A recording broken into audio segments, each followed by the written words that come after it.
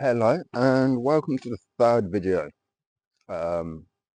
Today, after showing you the wiring, I am going to run you through the things that I do when replacing an engine.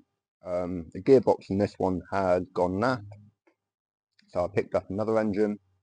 So I'm just going to literally disconnect everything off this one, unbolt it, put the fresh one in, bolt it all back up, connect all the cables, the throttles, the carburetor, and yeah, that's pretty much that simple really.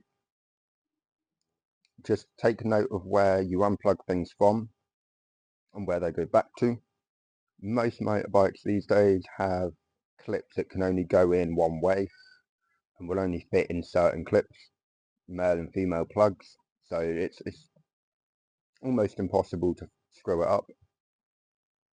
So I will just run you down through that and then we'll see how far we get, because we've probably got about maybe another hour and a half before it starts to get dark. And I also got some new levers, because you know things are a bit more of a nightmare after losing a finger to reach. I got some grips and I got some levers that move a little bit closer in, so I can just be a little bit safer and a little bit more comfortable really. So yeah, I'll do a quick rundown with that. So things to be careful of when you undo the exhaust from the head. Most 125 studs do like to snap, so be careful. These aren't that old, so I'm not too worried about them. So the way I'll probably do this is take the pipes off, disconnect the electrics, spark plug, that's pretty much just the cap because not much else connected up here. Take the carb off, and then I'll disconnect the clutch cable, the electrics for the starter motor, then undo the engine mounts, and that's pretty much it.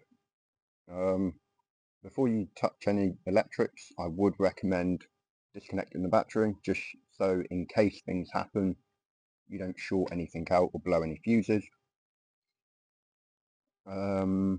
So yeah, I'll do a quick start over that and we'll see how far we get. What's on the other side? On the other side, yeah, I'll take off the chain to the sprocket, small sprocket that's in here, starter motor live,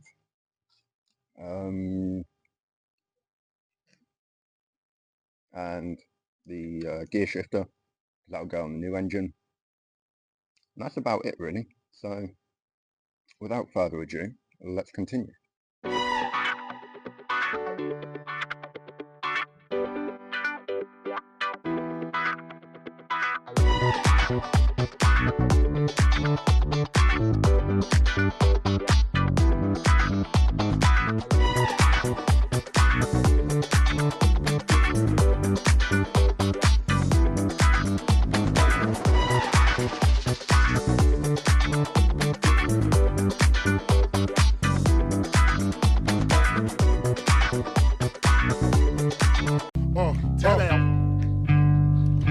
Another day in the ghetto. One look outside and I'm already upset, yo. It look about 102. It's a Saturday and Biggie ain't got nothing to do. I'm interrupted by a phone ring. Sometimes I wish I never got the motherfucking thing. Hello, hello, can I speak to Biggie? Yo, who this? Tanisha, yo, call back, I'm busy. Why don't you hit me on the box a little later? Washed up, got dressed, hits the elevator. Steps out, it's the same old scene. Dope fiend, crack fiend, eyewitness news team. I seen the honey with the butt looking butter soft. I know she look my better with them clothes up off. Sitting all thick with the ruby red lips. Well, hello and welcome back. So I got the old engine out, which is this one. I got the new one put in, which is that one that I picked up the other day. I just thought I'd give you a few things to look around and compare the two really. So to begin with, things to look for when you're picking up another engine is the carbs. Like this was all attached, but that one looks a little bit rusty, as you can see down here, whereas the one I've got on the other side somewhere is not rusty and it's slightly bigger, so I'll keep that one and take that one off. A few other things to look for. This one's got the brackets on, mine did. Starter motor is the same, Head looks the same. Got to take the gear shifter off my old one and put it on this one. Another recommendation is make sure that if you're picking up a bike engine that's second hand, make sure it cranks over or kicks over. It just tests the compression in the cylinders or cylinder, and it makes sure that it's not seized, because if it's seized then that could be a whole lot of other issues. I have already done that one when I picked it up on this. Just make sure things work, like clutch arm, yep, that moves. Spark plug I'm going to take out of this one and replace it with my old engine, because that spark plug in there is quite new. Other things to look for is all the wiring. Make sure the wiring's all the same, comes from the same places and whatnot else. So all I'm literally going to do now, give this engine a bit of a clean over because it's out of frame, wipe the frame down on the inside a little bit, take the carb off this, and then it's pretty much a simple matter of swapping anything over, like crankcase breather hose, gear shifter, maybe the front sprocket, because that's a new front sprocket on here that I'd done probably about 100 miles ago, and I replaced that with a new chain and new rear sprocket on the bike. Also check the oil, make sure it's got any oil in it. I have already done this, but I'll do it again. Yeah, oil looks pretty clean, so I know that this engine has oil in it. What I'll end up doing regardless is when this is in and running, I'll warm it up and replace it with fresh oil. Then I know it's 100% clean and fresh. Other things I noticed is the studs on the exhaust port. These threads and this stud's a fair bit bigger than my old ones. So these are 10mm nuts on here, and they're going to be bigger on that one. So I'm going to have to find a way to either find a bolt that fits in there or see how I can come across and around that, because obviously these studs are going to be smaller than those studs over there. Yeah, that's pretty much it. Yeah, so I'm gonna do a fast speed motion of all of that and see how that goes.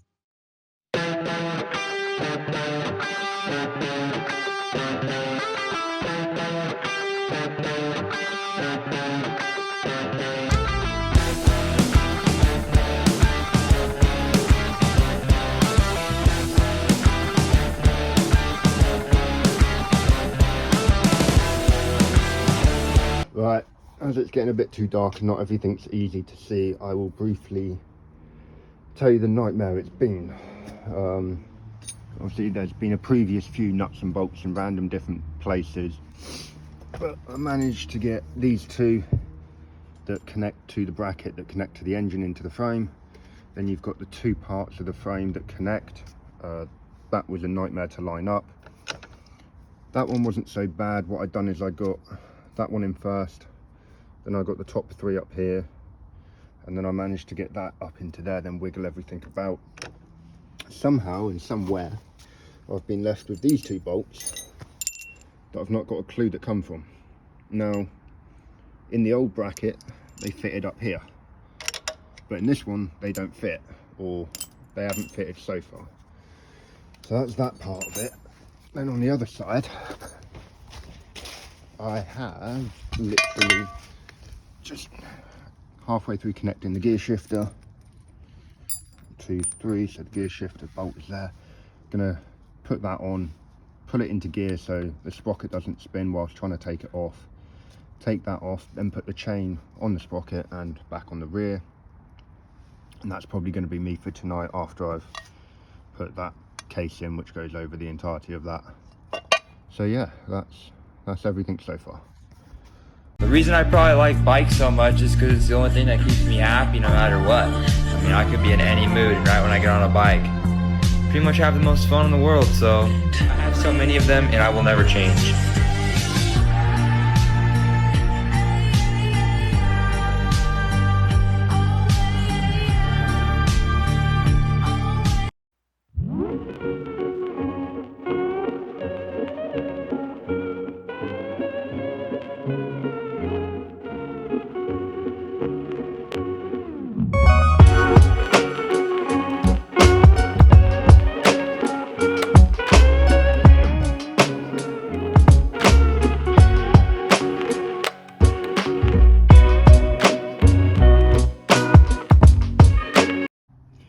Okay, so just a little bit extra, I just thought I'd show you.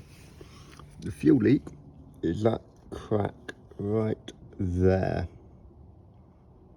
That has caused me a lot of issues. Let's see if I can put an extra light on. Anyway, so I found a small solution for it. It is Super Steel 1 and Super Steel 2. Basically, it's liquid metal. You buy it from Halfords. It's a 50-50 mix, so 50% of that, 50% of that. So if you put, I don't know, say a pea size of this, make sure you put the same amount of that on. Clean the area, scratch it up a little bit just so it sticks with it, i.e. wire brush. Make sure it's dry, and this time of the year I'd probably give it a good couple of hours to dry, like set and whatnot. Really good stuff. I've used it quite a few times, so yeah. Okay, so a small rundown. I've missed quite a bit on videoing because it's been getting dark, it's been getting cold, things have been breaking and not working the way I've wanted them to. Basically the engine's back in, the wiring's done, the fuel tank is giving me issues. The fuel tap also snapped, so I had to order another one of them. I've also got a crease in the fuel tank underneath the liquid metal that is currently drying. Kind of debating to making it dry quicker, but also not. I've got another torch now, so I've got one there and one down there, which is rather helpful. What else did I have to do? I cut a couple of slips in the exhaust pipe back here, so hopefully when I clamp it on it will enclose. Done a bit of welding down there because that nut snapped off. I also had to drill out the flanges on the exhaust pipe bracket, or the exhaust flange, because these studs are thicker than the original ones, which are there. So they're 10mm nut, and a 10mm nut is now transferred to 13mm nuts because the studs are thicker. Fortunately, I found a bolt for the bottom one. Just a bit of advice is always stick a washer on before a nut. Yeah, that's about it really. Not a lot else has really happened. So yeah, I do apologise for that, but that's about all I've done really. Haven't tried to start it, haven't even got that far with it yet, but we will see how things go. Also, there is a fuel filter inside the tank. So in here, on the inside of this bit here, there's a filter that goes inside the tank. So theoretically, I've actually got two fuel filters. I've now got that one that's in there, and I've got the inline one, which is down here. But I think I may get rid of this. I am not too sure. You can see all the crap that's kind of sucked up along the way, so I might keep it in. But as for tonight, I'm just going to tighten these up. Also, new gaskets for the exhaust manifold, so I've got to tighten these 4 nuts up, 2 on each side. I mean, it's pretty secure, but I'm just going to tighten them up anyway. And that's about it for tonight, and then hopefully get a running video or a starting video for it tomorrow. I'm going to let that dry overnight. Also going to transfer the levers. So these, because they're adjustable, it makes it a lot easier for my hand and fingers to try and reach them. Fortunately, I don't have to take off the whole bracket. I only have to undo this and a 10mm underneath, and then just take this piece out and put them in here.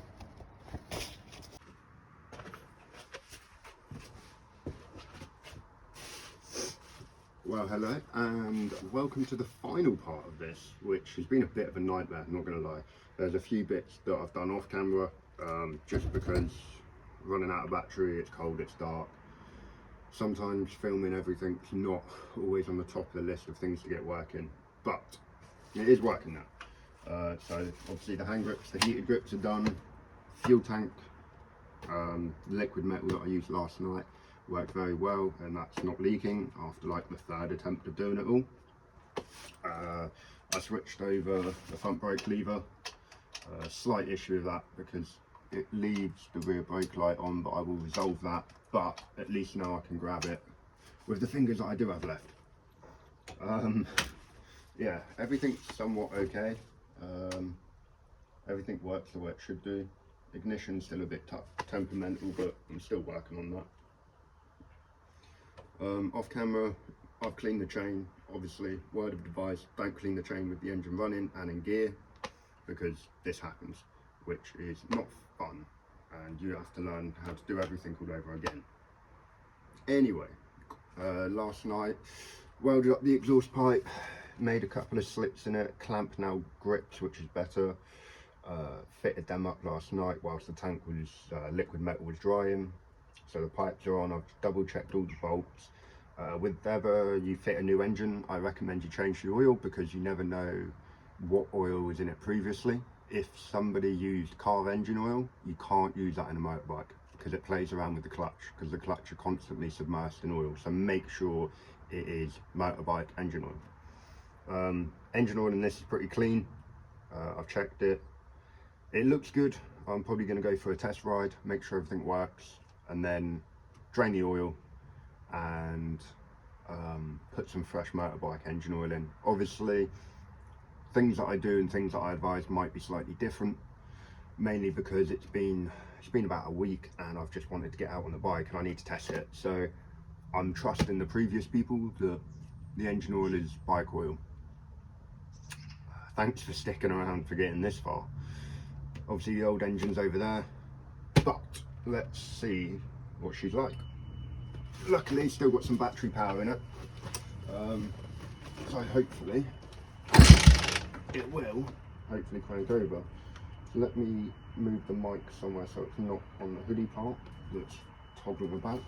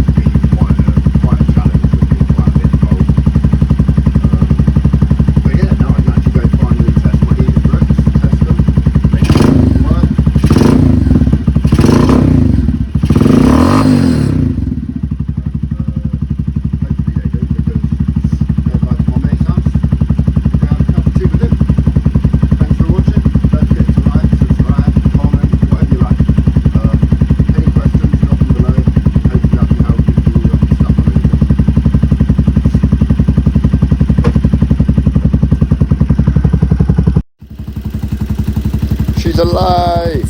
Finally.